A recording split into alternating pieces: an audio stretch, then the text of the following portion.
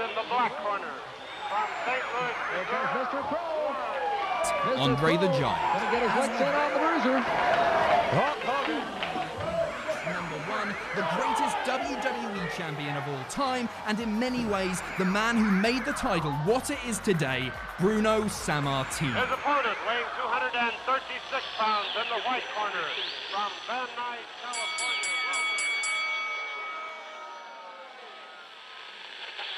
Welcome into Retro Wrestling Rewind.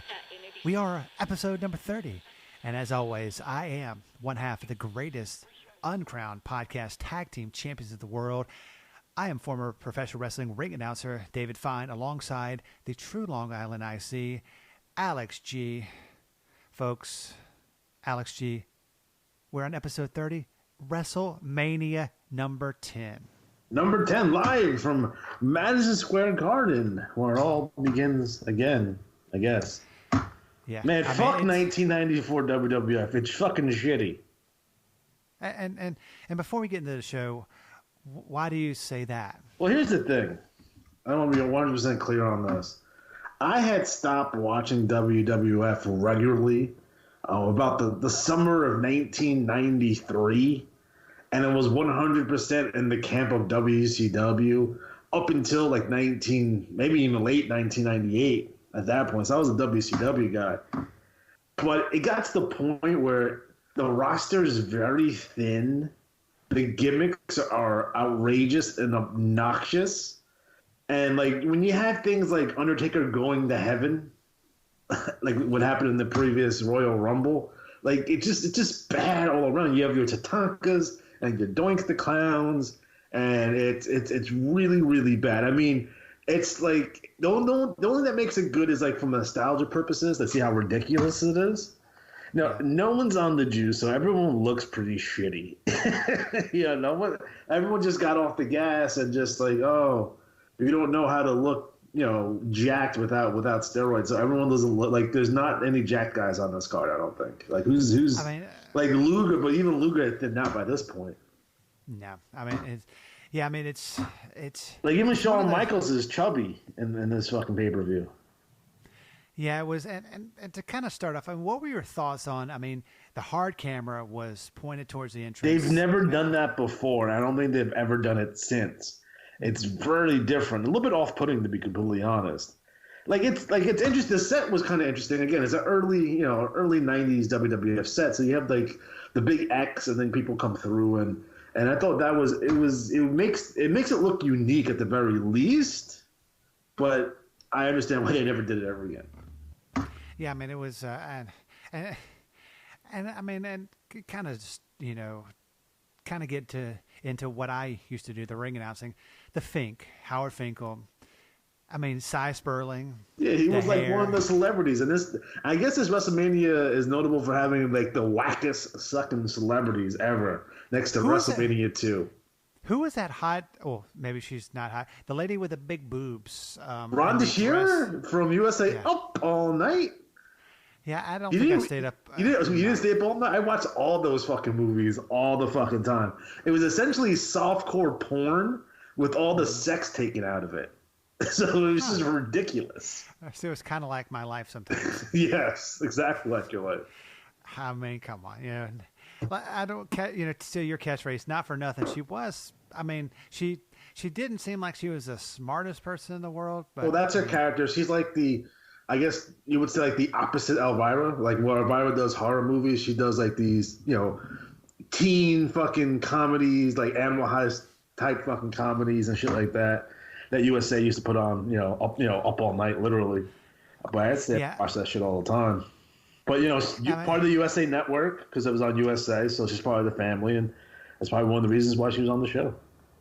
Yeah, and speaking of, kind of go to the current product. I mean, as we know that SmackDown Live is going to Fox Network Television, my friend. You think that's gonna help them? I mean, do you think it's gonna change anything that they present each and every Tuesday? I mean, God, I hope so. It's hard to watch as it is now.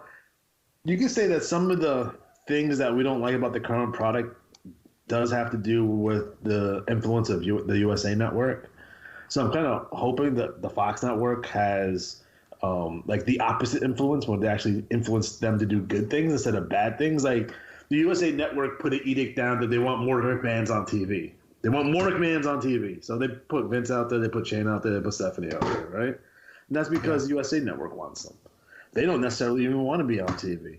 And, we hate them for it. It's like, why are you guys on TV?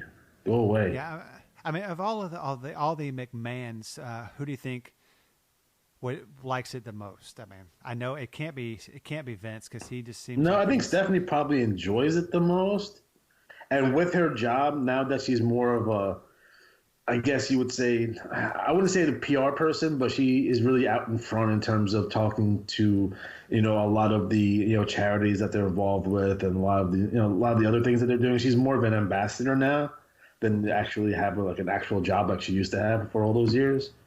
So I can see Stephanie being on TV helps her, at least in terms of visibility.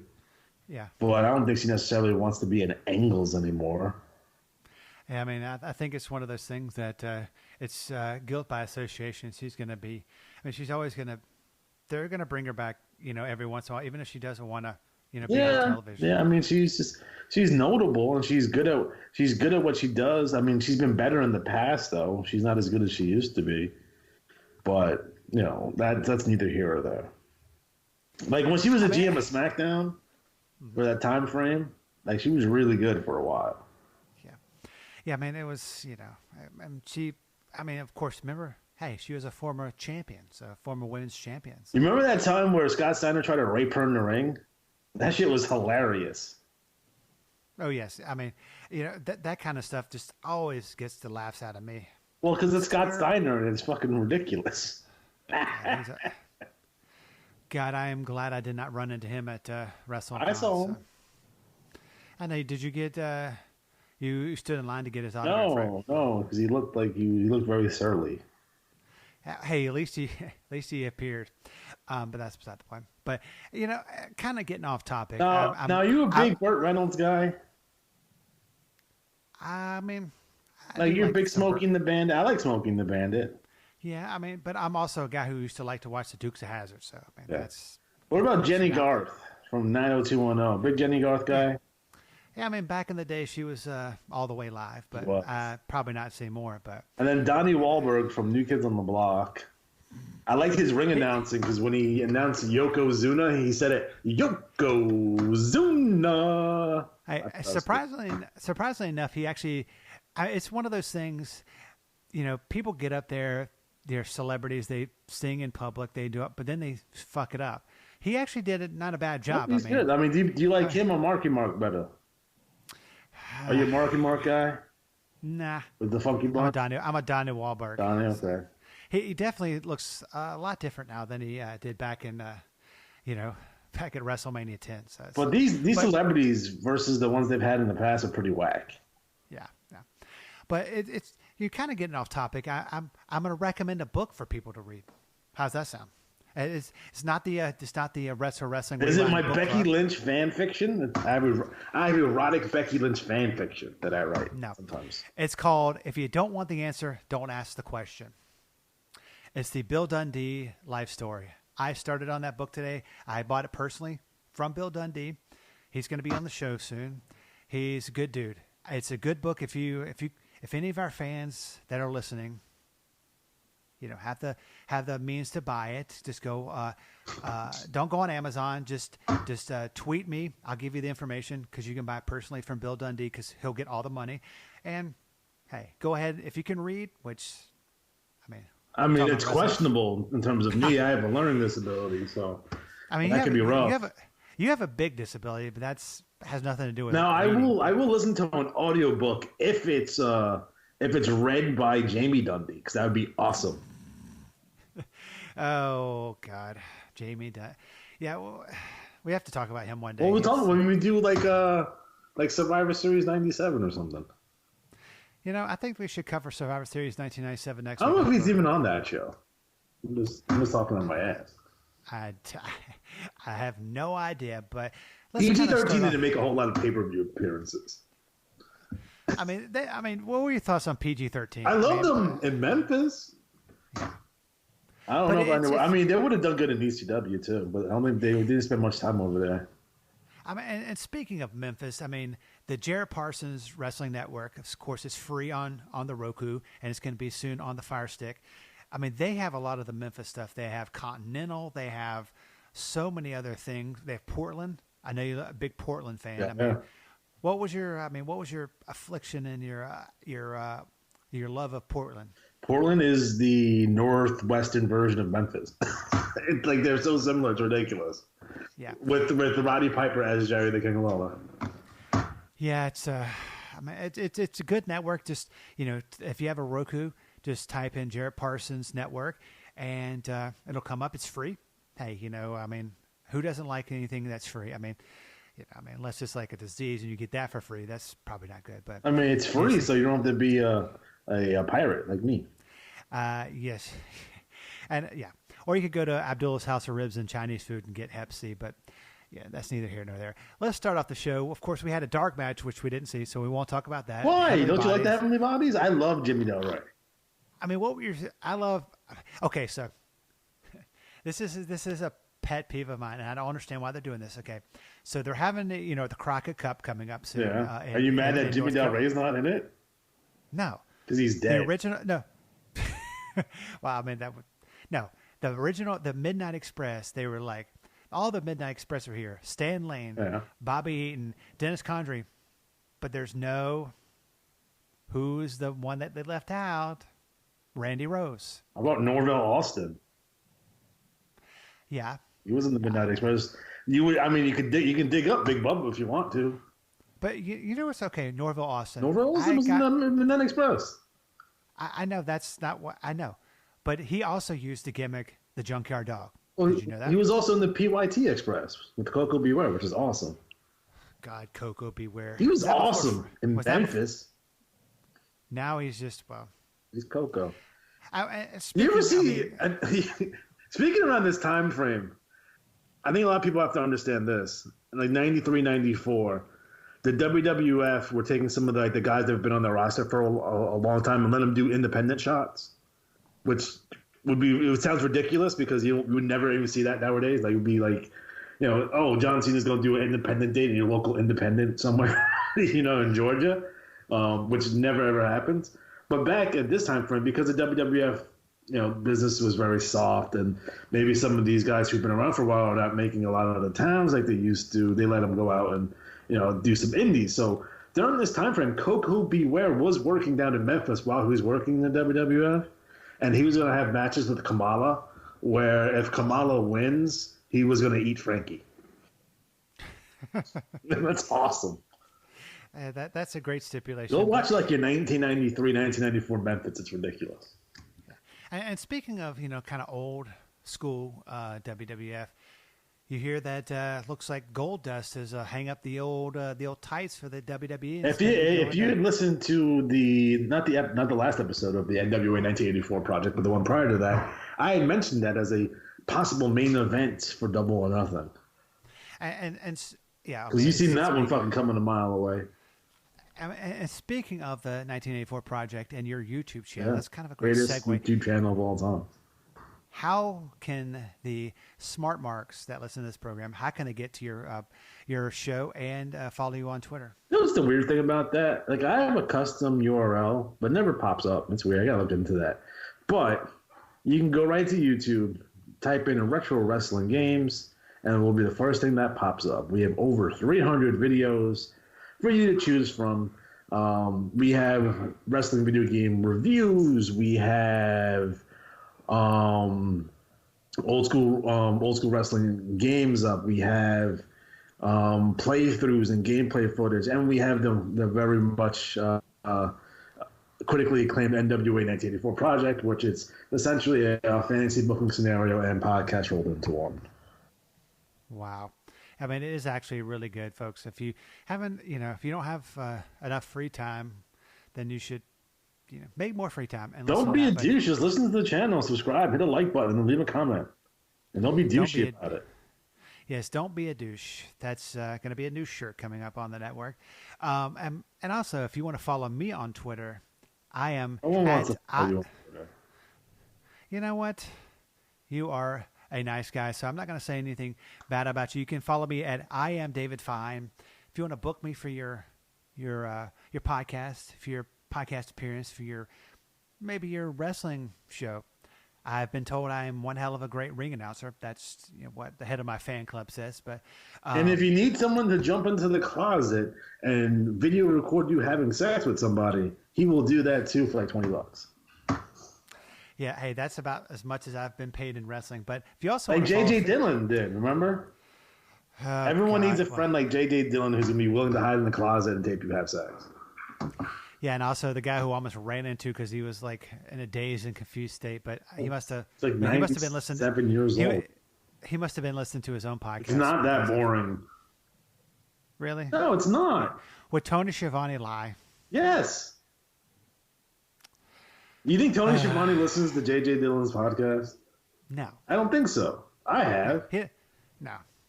Yeah, well, man. I mean, there's some weird things every once in a while. You hear like birds in the background or sometimes a train going through, but yeah, that's with like every podcast, though. It's not that boring.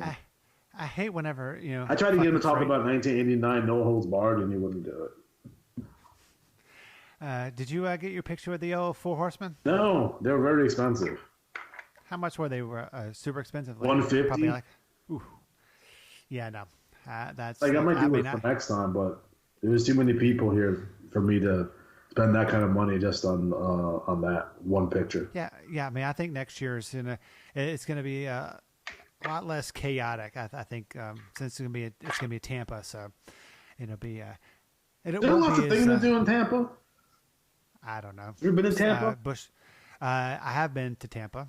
Where's Hogan's Beach Shop? Is that in Tampa?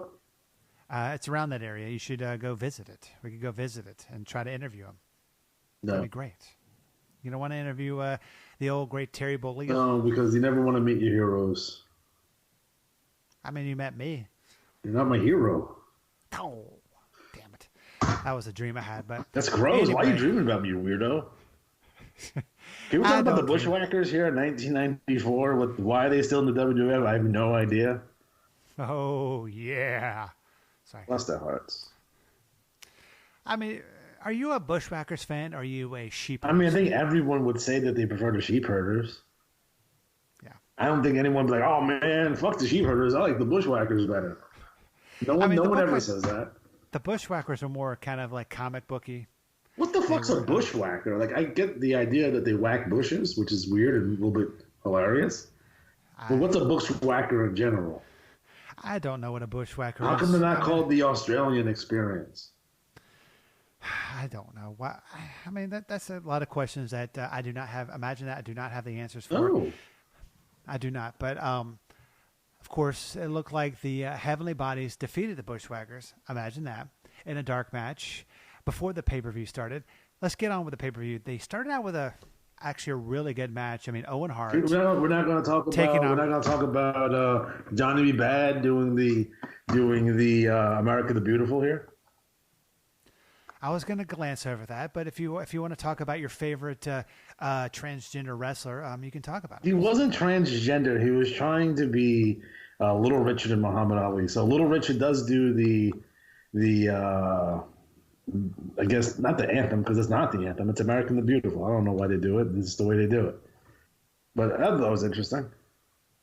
Vince had a thing for Johnny B. Bad. Like he really wanted to sign Johnny B. Bad, but someone quickly realized that you can't have Johnny B. Bad because it's not your intellectual property. So you get Mark Merrow instead.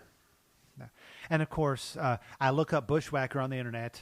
And it says it's a cocktail. I don't think that's exactly what they were talking about. Well, a lot of cock and tails, I'm assuming, if you're going to be bushwhacking. Huh. Well, yeah. It's neither here nor there. But, I mean, do you think his rendition of of what he's saying was the best in wrestling history in the first 10 WrestleManias? No, I don't think he beat Aretha Franklin. I think she... Or as Vince McMahon called her, the Aretha Franklin. Right. Or Reba McEntire from WrestleMania 8. Oh, God, yeah. Willie Nelson wasn't bad though. Yeah, I mean, how about Willie Nelson? Ray Charles was bad because the audio equipment for him was bad, so it sounds like shit. But Willie Nelson decked out like with his WWF Foam Championship belt. It's fucking awesome. Yeah, I know. Oh God, wouldn't it be kind of funny if the whole Ray Charles thing was a gimmick? Like he's not really blind. They say that about He's Stevie not. Wonder. Yeah, I know, but I mean, Isn't Ray Charles dead? Yes. He's probably laying next to Big Bubba Rogers. I'm a big Bubba Rogers fan. Who isn't a big people don't go around saying, "Oh, fucking Big Boss Man was fucking shitty." No one's ever had that conversation. I bet you if I go on Twitter long enough, I can find someone who hates the fucking Big Boss Man, but they're pieces of shit anyway. I mean, were you a bigger Big Bubba Rogers or Big Boss Man fan? Well, I think he had better matches as Boss Man. Like, especially, like, he's main eventing. He comes in and main events right away with Hulk Hogan on top. Yeah. So, I mean, especially when he gets slimmed down, he's actually, like, fucking really fucking good. He gets shitty when he puts on the weight. Like, he was really, really chubby as Big Bubba in WCW. And then he was, he was still pretty fat as Boss Man. And then he really slimmed down by, like, 1990, 1991. Then he goes back to WCW and he gets fat again. But then he loses all the weight again and becomes the Big Boss Man in WWF when he's like the tactical gear, like he's part of the Shield and shit. Yeah, I want to do that. I want to do a WWE 2K19 the Shield with Big Boss Man. I mean, hey, if you can do it, you should do it. I can do anything. Are you gonna get the newest version of the game? I mean, I have it. Yeah. Oh, you do? Well, of course, I should have known that. I collect wrestling video games, so yeah. And you do a YouTube channel. Yeah, I need to get it gives me a reason to buy them. Yeah, I know. But speaking of, to start off the pay-per-view, one of the greatest matches of all time, Owen Hart versus Bret Hart. Owen Hart defeats Bret Hart. I mean, what were your thoughts on this match? I mean, it was fucking amazing, dude. It's fucking ridiculously good, especially the story that's leading into this. And the turn at the Royal Rumble, and Owen kicks Bret's leg out of his leg, and all kinds of shenanigans, and they go to this match, and it's just the overwhelming arc of the story for their show, where you have Owen Hart beat Bret Hart, but then Bret Hart comes back and wins in the main event, and you see like Owen Hart fucking fuming that Bret wins the title here. So it's like an overall arc in the show. I think it was brilliant on their part to put this match on first. Yeah, they have matches like that, hot and heavy and good matches out the gate now, but it's like for a while they just had, the first match was, what they call the curtain jerker, and they wouldn't have any. And it wasn't like a modern match too, because like the finish kind of came out of nowhere with that roll up. Like a modern day match, you would Owen would have hit him 3 times with a finisher and then beat him. Yeah. But the thing I kind of find funny, they after the match is over, Owen goes to the back, and your favorite interviewer, Todd Pettingill, he's fucking awesome, dude. Or as they call him, Todd Pettingzoo. He interviewed Owen, and Owen had mad cotton mouth too, like a motherfucker. You need a drink of water. I know. That bothered me. I was like, ugh. But God, I wish. I don't want to play. I can't play fantasy booker. Well, I wish Owen Hart didn't die, so he would have been awesome to this day. Yes. What do you think? How do you think is? If you could book it, fantasy book. It's hard. It's hard. Like, should he have gotten a WWF title run somewhere in that time frame? Yes. He should have beaten his brother for the title. He should have won it in SummerSlam of this year, of this '94. He should have won it there. And if you're going to pull it, this is before a lot of the Owen injuries started catching up with him, so he's still pretty much a high flyer. Not at 1984, he's not as much as a high flyer he was in say 89, 90 when he's having matches with fucking Liger and shit. But Owen is still very good here. Obviously, he's just had a 5-star match. But yeah, I would have given him the belt at SummerSlam '94, and then Bret could win it back, Survivor Series or whatever. Yeah, it was. Yeah, he was so good, and in this match, it's underrated promo too, by the way. Underrated. Owen's a better promo than Bret. Yeah, I'm a fan of Bret's wrestling skills. Do you like Bret or Shawn better, by the way? Shawn. Really? Yeah. Is it because he's a sexy boy? Yeah. Do you find anything about Shawn Michaels sexy at all? No. Like, what was the deal with those fucking chaps? What's he doing? Especially by '97 when he's in full cowboy mode. So he has the chaps and the cowboy hat. I mean, I know he's from Texas and all, but I've never seen a cowboy look like that. No, maybe a Cowboys and Angels, but that's possibly. So do you know? We'll talk about it more when we get to the Shawn and Razor match. So Shawn quits before this pay-per-view, right? So that's why they stripped him of the belt, right? Yeah, I think so. Apparently, he failed a drug test, allegedly.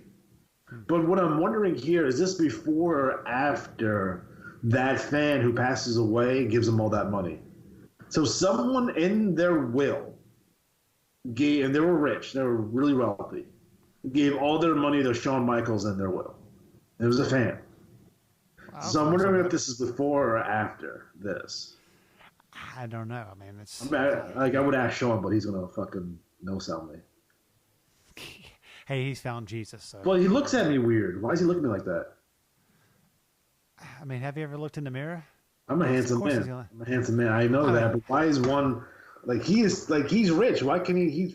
The eyes are mad fucking crooked. Fix that shit. You're rich. I mean, a lot of athletes have lazy eyes and they don't fix them. Why? I don't know. She's got a glass eye like fucking Robert Gibson. Guys, speaking of old-time legends, did you see Bob Backlund do that damn exercise? Yeah, I watched that live. I seen that happen. No, he did it again at Heroes and Legends, but he's gonna fucking drop dead. I mean, he's got to be at least 100. Maybe not. Where's Backlund on this show? Not here. Backlund's here. Backlund's been in for a year. He's going to win the belt of Survivor Series. Who's Backlund? Backlund. Stop being racist. Fuck's sake. No, that's in Matt's number 6. I can't wait till we get to that. The Men of Mission and versus the Quebecers with Johnny Polo. God, we'll get into that in a minute. But anything else you want to wrap up about the Owen and? It's fucking awesome. Watch that match. Watch this match and then watch the cage match from SummerSlam. Like, it's fucking dope as fuck. Yeah. Speaking of a match that was not dope or fucked, it was the Bam Bam Bigelow, Luna Vachon versus Doink and Dink in a mixed tag match. I mean, this is whose idea? I mean, it seems to be a very popular gimmick because they still do it. People give a lot of shit about these intergender fucking tags and shit. Now it's something that's always been done. No one really even you see Luna Vachon, right? Yeah. I think she can take like 3/4 of the roster. Yeah. So I don't understand what is the issue here. And she is yoked and jacked and a little bit scary, to be completely honest. And she's with Bam Bam and stuff. And then you have Dink, who I believe that was Tiger Jackson, and Doink the Clown, who is not Matt Bourne here. He's probably Steve Kern or Ray Apollo at this point. Yeah, I know. But you're a big Dink guy? You like Dink? Yeah, I like Dink. Not a big Doink fan, but I like Dink. But the original when Bourne was Doink, when he was the heel, he was fucking fantastic. It was a really interesting concept, like your evil clown. Now he's a baby face, and it's like, well, fuck this. Yeah, I mean, you have nothing better for Bam Bam to do? Seriously? Like, you could do Bam Bam versus Savage here. I mean, you probably could.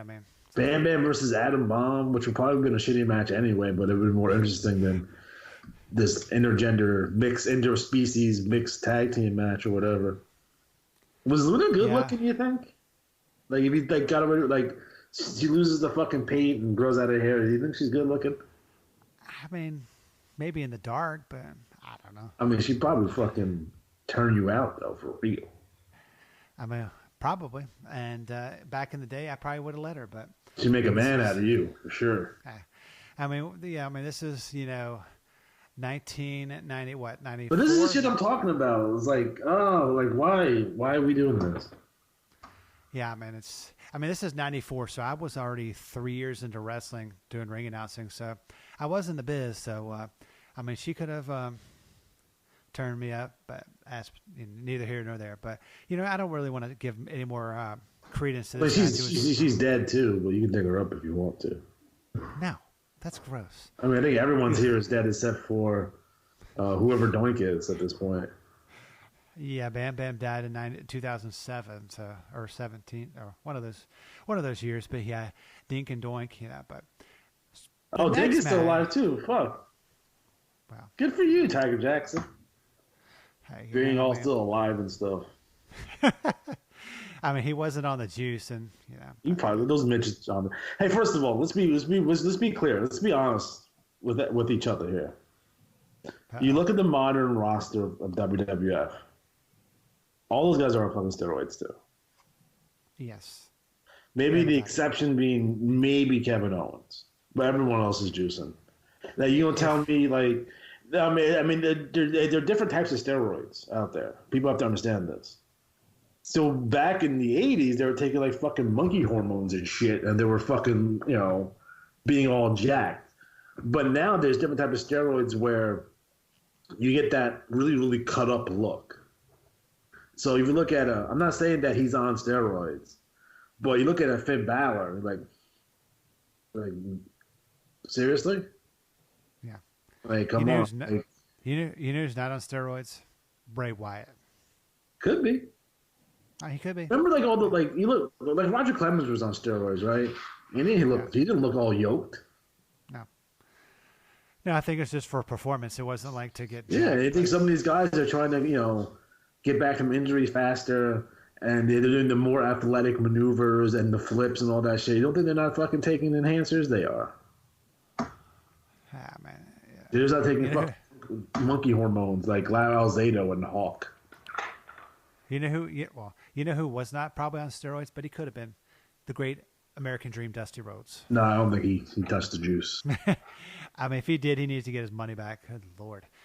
Anyway, I was watching some old Dusty promos. Just after the whole Gold Dust thing, I was just like, you know what? I'm gonna look at some old Dusty Rhodes. He was great at the promos. And speaking of great promos, but crazy promos, and this kind of ties into some stuff I've been watching on Viceland. The whole, Dark Side of the Ring.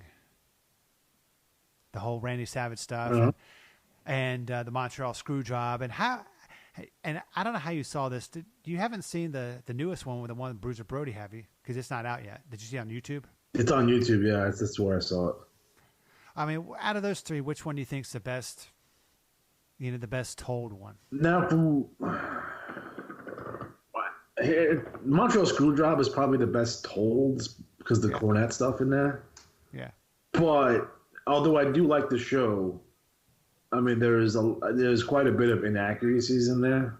But you're not going to notice unless you're me. So I don't think that's a big deal. Yeah. So it's like, they say that like in the Brody one, Tony Atlas kept on saying he wrestled the Iron Sheik, but the Iron Sheik wasn't on that show. Like little shit like that. It's just you catch it. And the Savage and Lisbon, there's stuff there that there's nothing there that wasn't already out there. So there's no new information there.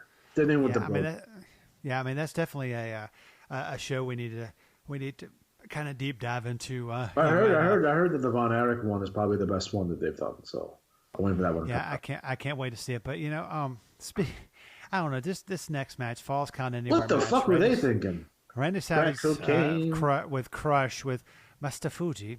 I mean, what were your thoughts on this match? Master Fuji. What were your thoughts on this match? And they don't know how to do a Falls Count Anywhere match in 1994 WWF, that's for sure. They don't it's a Falls Count Anywhere match, but it has Texas Death rules, sort of, but not really. It's fucking weird. Like, why can't we have Savage have a good match? Like, Savage can still go. I know he's buddies with Crush. Like, why couldn't this just be a regular match? Like, why do you need this Falls Count Anywhere stipulation here? Yeah, I don't know. I don't think it was necessary. Like, if you want to do a step match, do a fucking cage, or do Texas Death, or do another disqualification match. But this Falls Count Anywhere match it fucking slammed the entire show to a fucking screeching halt. That's for fucking sure. And I feel bad for Savage because this was his last match in the WWF. Yeah, because then he after this he went to WCW. I think he did a couple more shots like on the house shows and whatever, but yeah, this is it for Savage, and he goes to WWF WCW by the end of the year. Yeah, I mean do you think him going to WCW was was good for him, or do you think? Oh yeah, because he got they were going to use him. They were going to have him be a commentator. He wasn't going to wrestle. He was going to be a commentator, and he would have never had that resurgence. Like the Savage Flair house show feud from 1996, like was setting fucking records and shit for WCW. Like he was hot once again, and then he did a couple. He did a heel turn here and a heel turn there, and then he got all jacked up again, like in '99. Like he got fucking huge again. But yeah, in terms of Savage, it's kind of like his WWF career kind of just ends out on a whimper here, and that's it. I mean, as a commentator, I was not a fan of him as a commentator. No, but he could have grown into the role. He would just say catchphrases, "Do the thing," and then the devil to do. Who did he? Oh yeah. It was really. He made no sense, but neither did Piper or Billy Graham when they did commentary anyway. And fucking Bruno made no sense half the time either. No, but you're a big Jesse. Jesse is the best color commentator of all time. I mean, like Bobby's really, really good. And I mean, I would have to fight you about that. I think Bobby the Brain Heenan was the best color commentator in the history of the business. I mean, bar none. Okay, go back and watch your 1992 WWF Superstars the entire year and come back. What, you think my my attitude will change? That or watch 1997 fucking WCW. Yeah.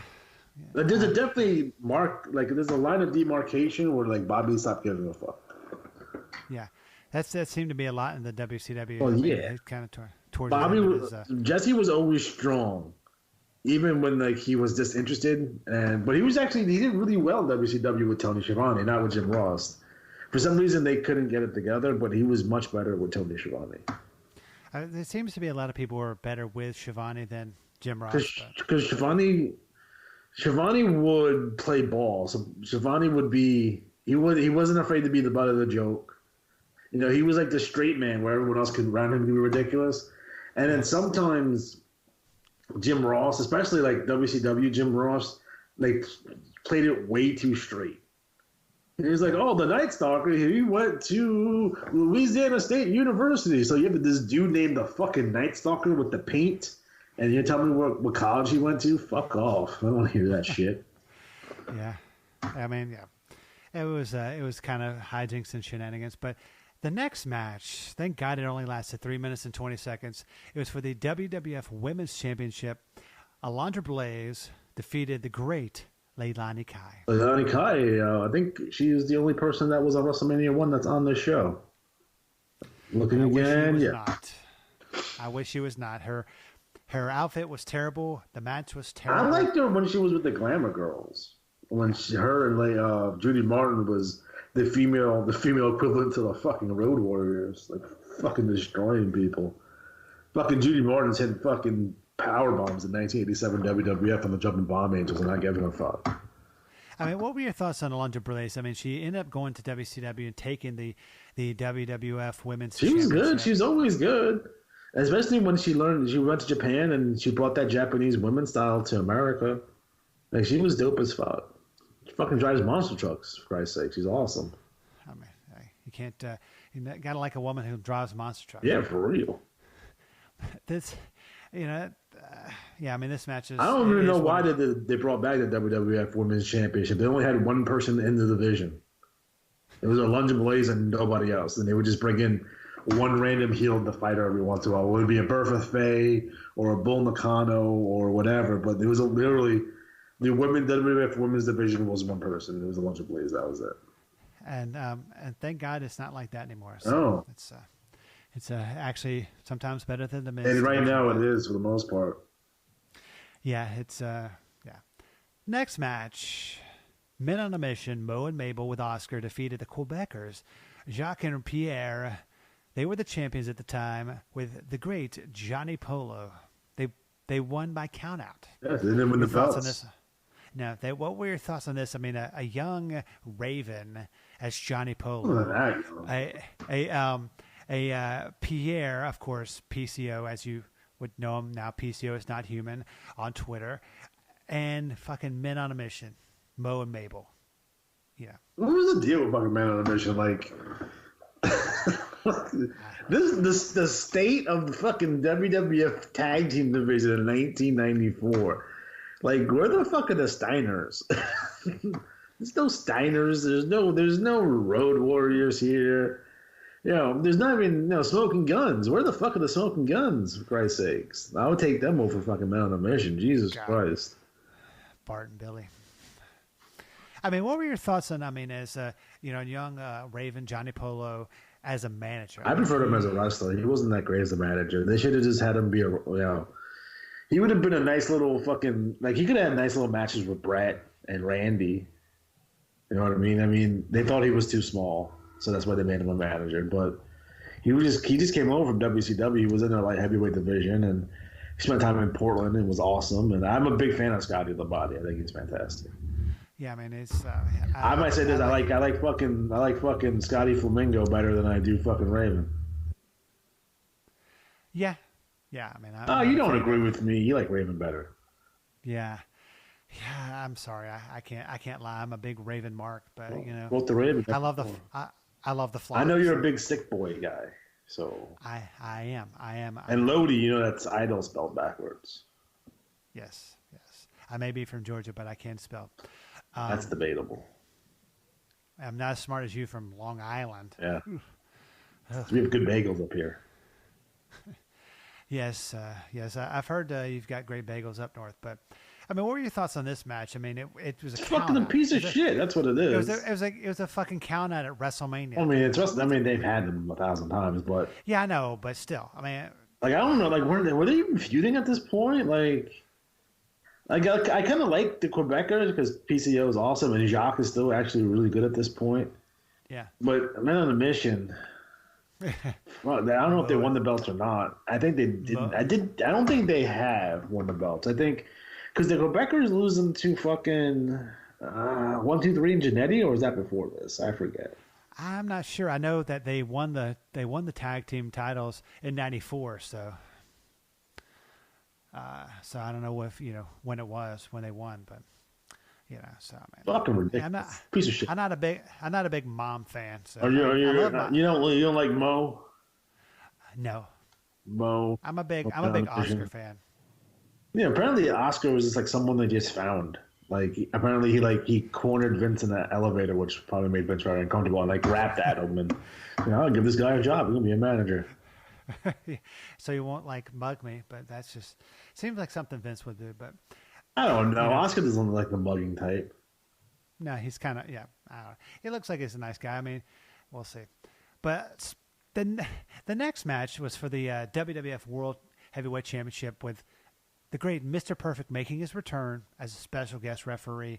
Yokozuna with his American spokesman, Jim Cornette, and Mr. Fuji taking on Lex Luger with all his American outfit on, and of course Yokozuna wins by disqualification because Lex Luger manhandles the special guest referee Mr. Perfect. What were your thoughts on this match? No, we have to go back here. So when Luger and Brett tie for the Royal Rumble and they both get an opportunity at WrestleMania to fight Yokozuna, now they had done the coin toss to see who would get the first crack at Yokozuna. And Luger had won the coin toss. So if Luger beat Yoko here, I guess the assumption that he would go on to face Brett in the main event, which would have been interesting if they would have went that route at the very least. But they didn't. So we see Lex Luger come up short once again. It's nothing like having when your top babyface come up short yet again. And they're playing off an angle where Luger and Perfect were feuding. 2 years before, I would say. No, the year before, because it was Luger and Perfect at WrestleMania the year before. So that was weird and interesting because Luger was a heel at the time and Perfect was a babyface. Now the roles are reversed. And I guess the whole concept is that Cornette brought in these special guest referees like Perfect, obviously has issue with Lex. And we'll see in the main event that Piper obviously had issues with Brett. So I think Jim felt very confident that these special guest referees would call it in Yoko's favor, which Mr. Perfect did. Yeah, I mean, it was like you said, another a match on the card. At least I thought with a disqualification. It's just like, it's WWF. It's almost as bad as All Japan back in the day. You don't really see that nowadays. Because people they would fucking shit on it. Yeah, they would be like, "What you have?" But I think it does. I think the reason they did all those DQs because they felt that the DQs would protect the guys, so you wouldn't get the clean finishes. And to be completely honest, if we look at today's roster and the 50-50 booking and the way this TV shows go down, maybe those guys need to be protected a little bit more. Yeah, it's man. I've seen Finn Balor lose way too much for my liking. Yeah, but I'm back then I was a big Yokozuna fan. Really? Big dude. Yeah, big dude. Did you think he was from Japan? No. I thought he was Japanese. What the fuck did I know? I was fucking 12. Yeah, I didn't think he was Samoan, and he's part of the Hanoi wrestling family, and he's he's related to The Rock, and I guess maybe not The Rock, but yeah, kind of The Rock, and Roman Reigns, and Rosie, and Umaga, and L.A. Smooth, which is my favorite Samoan, Otama, and Haku, and all those guys, Afa and Sika, and the Head Shrinkers, Fatu, Usos, being related to all those people. I never knew that as a 12-year-old in 1994. I just thought he was, a legitimate, sumo man. I never saw him as Kokina in AWA either, so there's that. You should go back and try to find that. Well, I have to watch all 89 and 90 AWA for the AWA project I'm doing in a few months. I'm not looking forward for that at all. But it was really good to see, because AWA 1989, 1990 was fucking awful. I get to watch all these fucking matches with the Trooper in it. It's fucking shit. Team Challenge Series. Slaughter passes Prime. Hey, you picked it, so. Man. I know, because it's an interesting topic, but we have to talk about, the Yukon Lumberjacks of fucking Scott Norton and fucking John Nord. That's rough, man. It's rough. It's a rough watch. It's not as bad as WCW 2000 or XPW. XPW being the worst wrestling I've ever seen in my life. We're gonna have to watch and talk about XPW. But you have to put the kid to bed, because a couple of DVDs have explicit nudity on it, because their company was run by a fucking porn guy. So, Are those anywhere on the internet? I have them somewhere. I bet you have them in your garage. So. I do have a lot of fucking shit in my garage. God, man, I don't know how you get a car into that garage. I don't. Yeah. They're both. I have a 2-car garage, and they're both fucking full of shit. I need to get a shed. Is what I need to do, and pull that stuff out. Yeah, why? Is it all your shit? It's just a lot of shit. My wife has because we rent my basement to my brother, so my brother lives in my basement, so we don't have a lot of storage space. So our Christmas trees in there, and all our holiday decorations, and my wife changes the theme of the house every holiday or every season. So right now we're 100% Easter mode, and we'll be in summer mode in about a month's time, and then we go into fall mode with leaves and pumpkins and shit. And then we go to Halloween, and then it's decorations, and then we go to Christmas and it's decorations, and then we have a winter theme, and then we go into the spring, and then we go into Easter. So we have a lot of those decorations in there as well. Well, that's a lot of decorations. Our air conditioners are in there right now, so we'll have to pull those out in 2 months. I forgot you live in the north, so you have air conditioners that you take out. It's a whole other thing, but Central Air is almost $15,000 up here. Oof. Yeah. Yeah. You have to sell a lot of those DVDs in your collection to get that. Not gonna happen. Not gonna happen. Speaking of a match that should not have happened, Earthquake, Adam Bomb. Who's getting the push here? Harvey Whippleman. You have Adam Bomb, who's a new hot heel on the scene here with Harvey Whippleman. He has the really weird green contacts in, and he's from 3 Mile Island, apparently. Apparently, he's a genetic mutant, like a Ninja Turtle and shit. When he turned babyface, he threw little foam footballs, which is odd, but okay. Then we have Earthquake, who's a babyface. Awesome, because Earthquake is an awesome babyface. But he doesn't get a push here. He just destroys fucking Adam Bomb in 35 seconds. After Harvey Whippleman rips off Howard Finkel's jacket area, like a part of his jacket, and of course, then Adam Bomb comes out there, tries to assault. Do you know when the Harvey announcer. Wimpleman Fink match happens? Because they have a match, like they have a tuxedo match, and I don't know when that takes place. I don't know, but we'll have to cover it. I mean, I'll have to do some research. I'm sure it's in one of the Might be at SummerSlam the next SummerSlam, I would assume. Yeah, but yeah, I mean, it was. I mean, what the hell was the reason for this match? It was 35 minutes. You had to get over that Fink. 35, you have to get that Fink fucking that Fink and Harvey Wimpleman feud over. That's why you had the fucking match. They had to have Cy Sperling on there. So well, yeah, I mean, I understand that he was, I guess, a celebrity. Like he's a pitch man for fucking, was it a road game with minoxidil or whatever the fuck? Yeah. Which of course you don't have to use because you got a nice locks of hair, right? Oh, I don't. I'm losing my hair, and I'm very upset about it. Just shave your head. No, because then I look like fucking Puerto Rican Steve Austin, and it's weird. I mean, you could be worse. I mean, you could be compared to another wrestler. I don't know. I mean, you could be the Puerto Rican Virgil. I don't know. I don't want to be the Puerto Rican Virgil. That seems uncomfortable. Oh God, that guy. Sorry. Let's never cover Virgil ever. I mean, I don't want to uncover him either. I mean, that'll probably cost you something to do that. I mean, at least some breadsticks over at Olive Garden. I mean, I think the hotel that we were staying at was probably near the world's largest Olive Garden. Probably one in Times Square. You ever been to that one? It's fucking cute. No, I've never. I walked by it, when we were. I mean, it's weird getting Italian food from Olive Garden if you're in fucking New York City. Just go to Little Italy and eat real. But those breadsticks are fucking all the way live, bro. And they're all you can eat breadsticks. They are, but they're still pretty stingy with them. Anyway, let's move on to the semi-main event. We had Razor Ramon taking on Shawn Michaels with Diesel.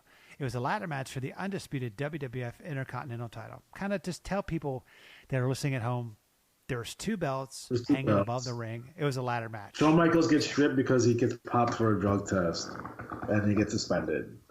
And he fucking takes the belt. He won't drop the belt. He takes the belt home. They make a new belt, and then they do this battle royal thing where the last two competitors will, the last two guys left in the battle royal will go on next week on Raw to decide who the Intercontinental Champion is. So the winner of that was Razor Ramon and Rick Martel. So they had a match.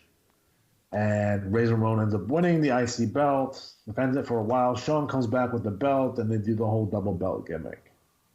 Yeah. Yeah, I mean... That match is fucking fantastic, though. Yeah, it was a great match. I mean, and this was Razor. He was really good. I mean, it was. This is probably Razor at the top of his game right here. Probably. I mean, he was probably on so many pills and drinking a lot. But, well, yeah. I mean, we all. 1994, we all were. I'm not gonna fault him for that. No, I mean, I think I probably was, but me too. He was 94. I was 12 years old. You're only like 12, but well, kind of get backstory and front story. I mean, when did they bring in the fake Razor and the fake Diesel? That wasn't until 96. That was a terrible. I mean, it was a terrible. I mean, it's just, I think it was done. I always felt that it was done as a legal maneuvering to prove that they own the intellectual property for Razor Ramon and Diesel. It wasn't meant for any other reason than that. Yeah, I think Scott Hall and Kevin Nash, they end up doing okay for themselves. I mean, they. This is something that they would do in Mexico all the fucking time, though. That's why there's 9 La Parkas now. Oh, the chairman of the board? Yeah. I love La Parka. So, the La Parka right now in AAA is not La Parka. What? L.A. Park is La Parka. Because AAA owns the gimmick for La Parka. Yeah. So they can put on anyone they want underneath the mask. It's kind of like back in the day with Lasertron, but did they only have one person do that gimmick? Yeah, it was fucking Hector Guerrero. Yeah, man. He was from the fucking future. You were a big Lasertron fan, weren't you? I wasn't, but my buddy Matt Riley's a big Lasertron guy. Seems like a cool dude if he likes Lasertron. I mean, I was more of a new breed guy, so. Sean Royal Chris Champion. I know that's your favorite tag team. Again, they were also from the future where the president of the United States was Dusty Rhodes. I mean, hey. That's fucking awesome, dude. I wish I lived in an alternate reality where, like, in 1998, Dusty Rhodes became president of the United States. Hey, I mean, it can't be any worse than now. So it's the son of a plumber. Oh God! Imagine the speeches he would fucking the State of the Union would be like hard times, baby. Yeah, yes, yeah. But the United States is going through some hard times. You don't know hard times. It's like, God, some of those promos that he's like, the hard times is when, To be completely honest, we look at Dusty, right? Look at Dusty and you look at Savage and you look at Piper. But then, like, put the closed caption on, they don't make any fucking sense. Like, they're essentially saying gibberish. But it's their delivery that makes them fucking captivating as fuck. Yeah, it was, back in the day, people watching it, believed Dusty Rhodes that, that he was on hard times, that, it's like, when the textile worker gets replaced by a computer, it's like, now everything's computerized. It's like, yeah, it's just, if you go back and watch some of those old Dusty promos, and I'll give even Tully Blanchard. He was a good promo. Even JJ, as a manager, he was fantastic. He was fantastic. But Double Arn, A, Arn is like, can someone be underrated because they're not because people don't consider him the greatest of all time? Because he's in in terms of promos, he's up there, dude. Like, he's like top 5. Yeah, and it's just some of those old school guys. I'm not Ole Anderson didn't really do many good promo. He was good, but if you want to see a good Ole Anderson promo, watch the turn on Thunderbolt Patterson. Yeah, I think I remember seeing that. I'll have to look it up. Put that one up. That one's really good. How about a Tommy Rich? You think he was good? I don't think he was promo. Good enough. Yeah. You know what I mean? All right. Here's the thing about promos, and I think people need to understand this. Your ability to speak clearly and eloquently does not make you a good promo. No. You gotta have passion behind it.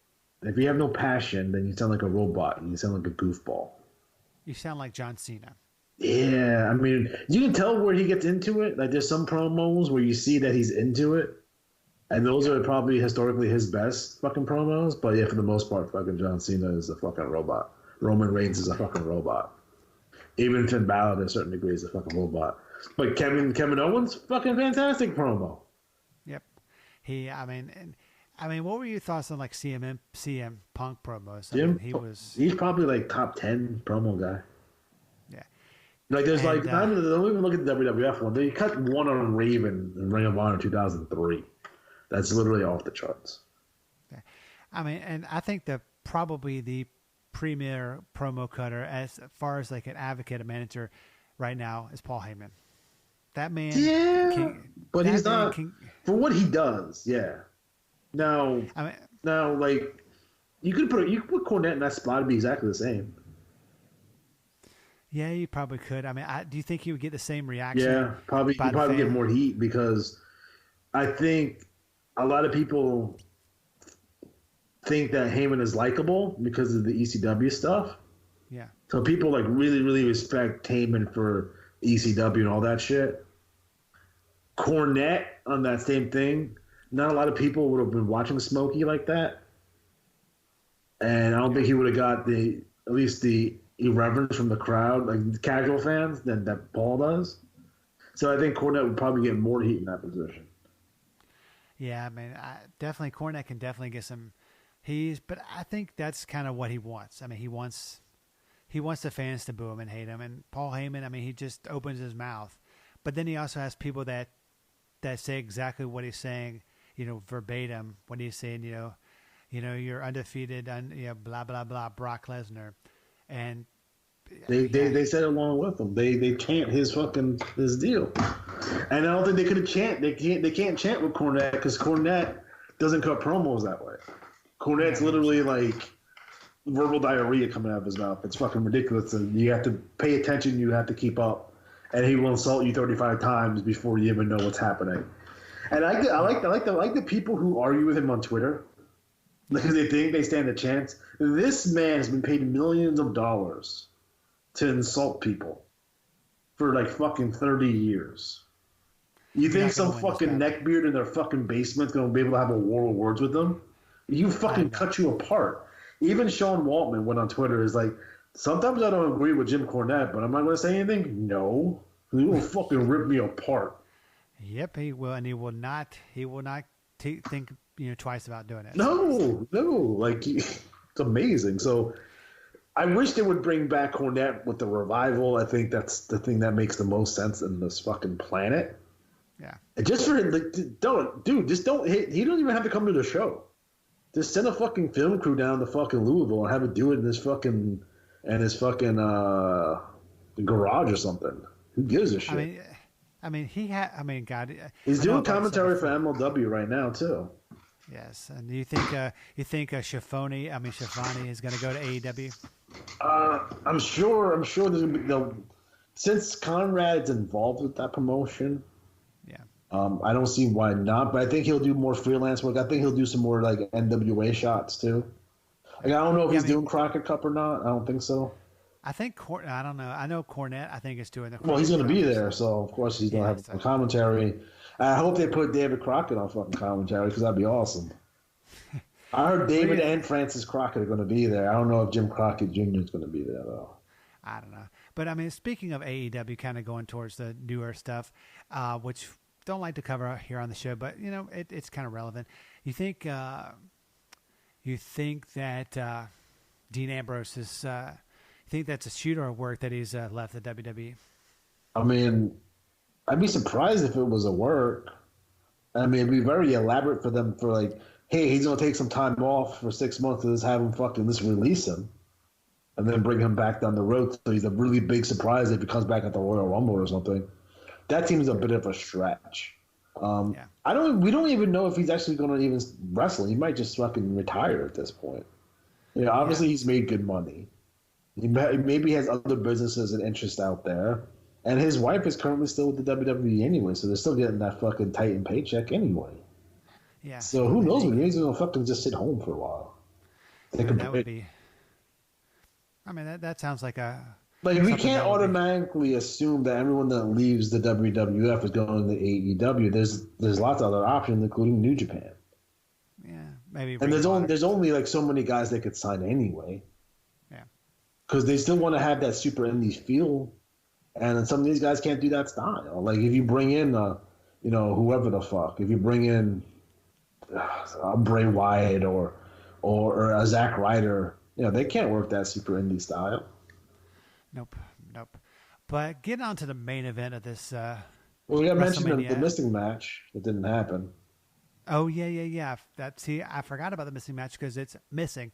Tell everybody listening at home the missing match that. Well, there was a 10-man tag scheduled, which was IRS, the Head Shrinkers, Rick Martel, and Jeff Jarrett, and their opponents would be the 1-2-3 Kid, Thurman, Sparky Plug, Tatanka, and the Smoking Guns.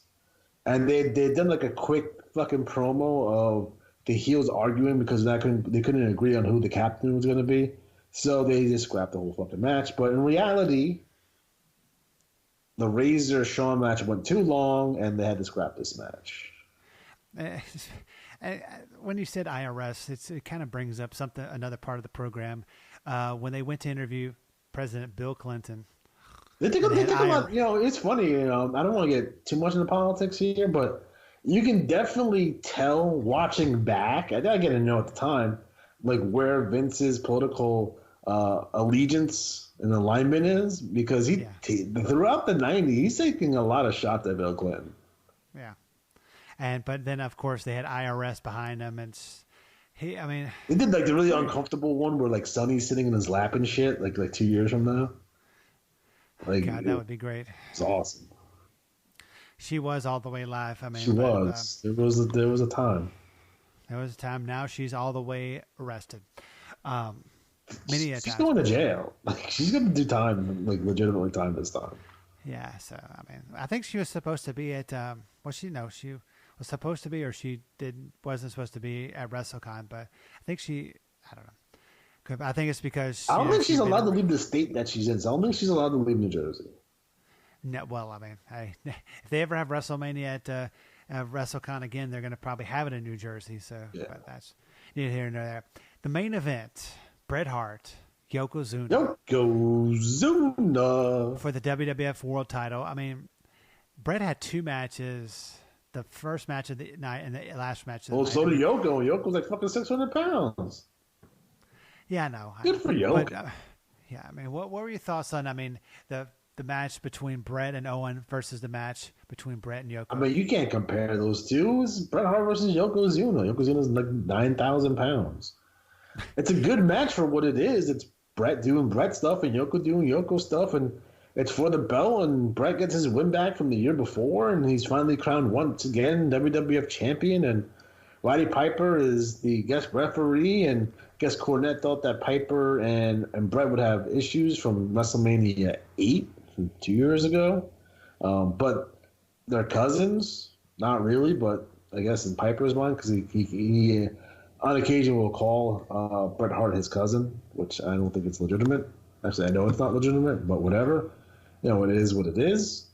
But, you know, it gives you the nice visual. It gives you your WrestleMania moment here of Bret Hart on the shoulders of all the baby faces. Savage is in there celebrating. All the baby faces are celebrating in the ring with Bret's. And in the aisle, you see Owen Hart dejected and disgusted. And you're off and cooking with their the next phase of their feud. So a perfect wrap up for this event. I mean, it was. I mean, on a scale of 1 to 10, what would you give? I mean, WrestleMania 10. I mean, fuck's sake, it's 2 5-star matches on it, so it has to be fucking high. So probably around a 9 out of 10. It's pretty up there, to be honest. And I hate this era of WWF, this new generation bullshit, and I hate it. And I can say this show is really good. I mean, why do you hate this generation? It's just they can never really transition out of that Hogan era. Like, I'm a big, I love Golden Age, 1989, fucking Hulk Hogan, Randy Savage, WWF Golden era, right? But yeah. I'm getting older through the new generation, and a lot of the stars of the past are not really there, although I'm a big fan of Bret Hart at this time. He's the one that, he's my favorite wrestler at this point in time. But the gimmicks were kiddie, and I'm not like 7 or 8 years old anymore. I'm looking for something that's that's less insulting in terms of my intelligence. And you know what I choose to do? I choose to watch 1993, 1994 WCW, which, if you look, a lot of that stuff does not hold up until Bischoff takes over. So, yeah, I mean, like your Watts era, WCW is not the greatest, but it does start picking up when Bischoff takes over. And I really do enjoy the pre-Hogan Bischoff era in WCW. I thought it was really good, a lot better than WWF. So I think we can realistically state by this time in 1994 up until the middle of 1990, this 4-year span is WCW is a much better product than WWF. Yeah, it's I mean, for the most part. Yeah, I mean, don't throw a Steve Austin Bret Hart match at WrestleMania 13 that saves that entire show. But yeah, I mean, it is what it is. But I think I give it probably an 8 out of 10. I mean, it wasn't bad. I mean, it was. You told me you hated this show before. You liar. Hey. After we reviewed it and looked at it in depth, I changed my. Hey, a guy can change his attitude and his mind, right? And his decisions, correct? Yeah. Hey, the sexuality, if you want to. Speaking of changing your minds, I just want to tell you, we're going to be covering next. What am I sitting on? Anyway. What? What? Oh, what the hell are you talking? I was sitting on something. I don't know what it was. It was poking your thumb. God. It's a turkey baster, first of all. Oh, there's Freight Train again. Ice Train from WCW. Freight Train. Hey, speaking of WCW, that is what we're going to be covering next week on the program. Episode 31. We're going to be covering Slamboree 1999. Why? What's on this show? Oh, there's a lot of good things on this program. We have Diamond Dallas Page defends the WCW title against Kevin Nash. Sting battles Goldberg. Rowdy Piper faces Ric Flair for control of WCW. So, it happened in St. Louis, Missouri. It was May 9th of 1999. That was a Sunday. It was a great pay-per-view. So, what are your thoughts on that pay-per-view that we're going to be covering in depth next week on episode 31? It's weird seeing Bam Bam Bigelow fighting Nasty Boy Brian Dobbs in 1999. And there's a Conan Stevie Ray match that doesn't seem interesting at all. And I'm curious about that Rick Steiner Booker T match. And then you have Gorgeous George, who defeated Charles Robinson with Medusa, Miss Madness, and Miss Madness being Molly Holly, by the way. Who was the head nurse? Was that Medeja? Let's see. Oh, no. Asia. Was that not Medeja? Asia. Asia was like their version of China, and Asia was the female bodyguard lady. Yeah, not every show can be a show stealer and the best show. That's the good thing about the show. We cover everything. I'm kind of pissed that they went away from the initial concept of Slamboree. Like Slamboree is where they used to do like the Hall of Fame ceremony and stuff. Yeah. And they probably should have changed the name by 1999, to be honest. They probably should. But for the great Alex G, as always, I am David Fine. And we'll see you back here next week on episode number 31 on Retro Wrestling Rewind. We'll talk to you in the past. 238 pounds in the black corner from St. Louis. Here comes Mr. Pro. Andre the Giant. Gonna get his licks in on the bruiser. Hulk Hogan. Number one, the greatest WWE champion of all time, and in many ways, the man who made the title what it is today, Bruno Sammartino. His opponent weighing 236 pounds in the white corner from Van Nuys, California.